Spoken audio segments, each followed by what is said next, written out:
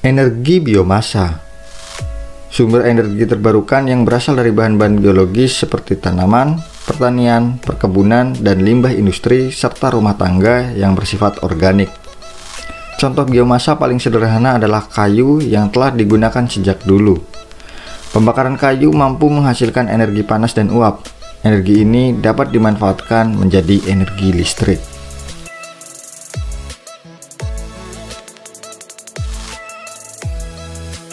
Pembangkit listrik tenaga biomasa atau PLTBM adalah pembangkit listrik yang menggunakan bahan bakar yang dikonversikan dari bahan biologis dan organik. Pembangkit listrik tenaga biomasa menerapkan prinsip pengolahan sampah menjadi listrik melalui proses konversi termal.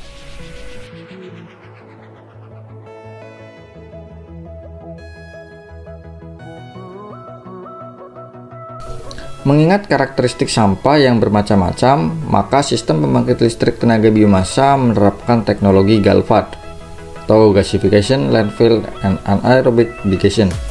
Cara ini dimanfaatkan untuk mengubah limbah menjadi energi bernilai ekonomis sesuai dengan sifat sampah yang diolah. Gasification. Pada proses gasification, sampah akan dimusnahkan melalui proses pembakaran, sehingga menghasilkan gas yang nantinya bisa digunakan sebagai penggerak generator listrik. Sampah akan dipisahkan menjadi sampah basah dan sampah kering. Setelah dipilah, sampah dicacah menggunakan mesin pencacah agar ukurannya sama. Untuk sampah basah akan dilakukan pengeringan, kemudian dicacah dengan shredder. Sampah selanjutnya dimasukkan ke dalam tangki reaktor gasifer untuk dilakukan pembakaran. Panas yang dihasilkan dari pembakaran digunakan untuk memanaskan air yang uapnya digunakan untuk memutar generator dan menghasilkan listrik. Anaerobic digestion. Perlakuan berbeda diterapkan pada sampah organik basah seperti sampah buah-buahan dan sampah sayur-sayuran. Pertama, sampah akan direduksi menjadi partikel yang ukurannya kecil-kecil. Kemudian melalui proses anaerobic digestion, maka sampah akan diolah menjadi gas dengan bantuan suatu bakteri. Gas keluaran inilah yang nantinya digunakan untuk membangkitkan mesin pembangkit listrik.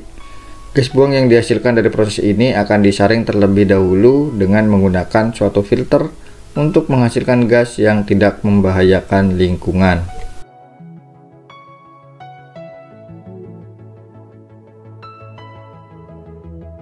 Landfill. Khusus bagi sampah lama yang sudah bertumpuk di areal TPA dalam jangka waktu yang lama, dipergunakan proses landfill gas, di mana dilakukan penggalian lahan dengan kedalaman tertentu. Sampah yang menumpuk ditutup untuk mencegah menyebarnya gas metan akibat proses pembusukan sampah yang dipadatkan tanpa oksigen. Satu jaringan pipa gas dimasukkan ke dalam tumpukan sampah. Melalui pipa inilah gas disedot menuju ke sebuah treatment gas. Selanjutnya energi panas yang dihasilkan dari proses ini akan diolah menjadi listrik. Penggunaan proses ini untuk menghindari gas metan yang sangat beracun lepas dari tumpukan sampah.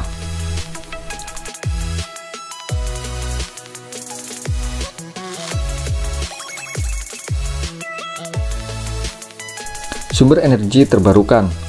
Biomasa berasal dari sumber-sumber seperti tanaman dan hewan.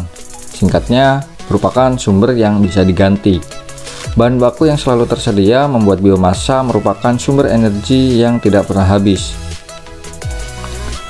Mengurangi ketergantungan pada bahan bakar fosil. Bahan bakar fosil seperti minyak bumi, batu bara, dan lain-lain terdapat dalam jumlah terbatas. Dibutuhkan jutaan tahun bagi pembentukan bahan bakar fosil, sehingga tidak bisa digantikan dalam waktu singkat. Bahan bakar biomasa hadir sebagai sumber energi alternatif untuk mengurangi ketergantungan pada bahan bakar fosil. Mengurangi polusi. Energi biomasa bisa mengurangi polusi dalam berbagai cara. Pertama, biomasa menggunakan bahan limbah untuk kemudian mengubahnya menjadi sumber energi.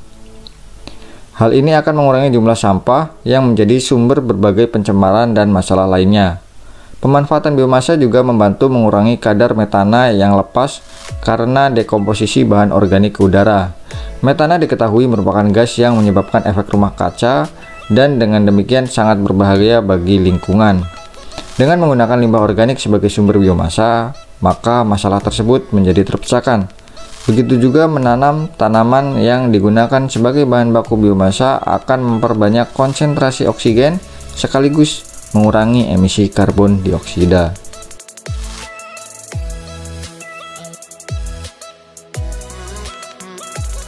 Mahal.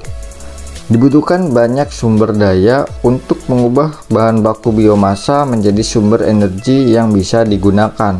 Biaya produksi energi biomasa masih lebih tinggi dibandingkan biaya produksi bahan bakar fosil. Berbagai riset harus terus dilakukan untuk menekan biaya sehingga menjadikan energi biomasa lebih ekonomis. Sumber terbatas.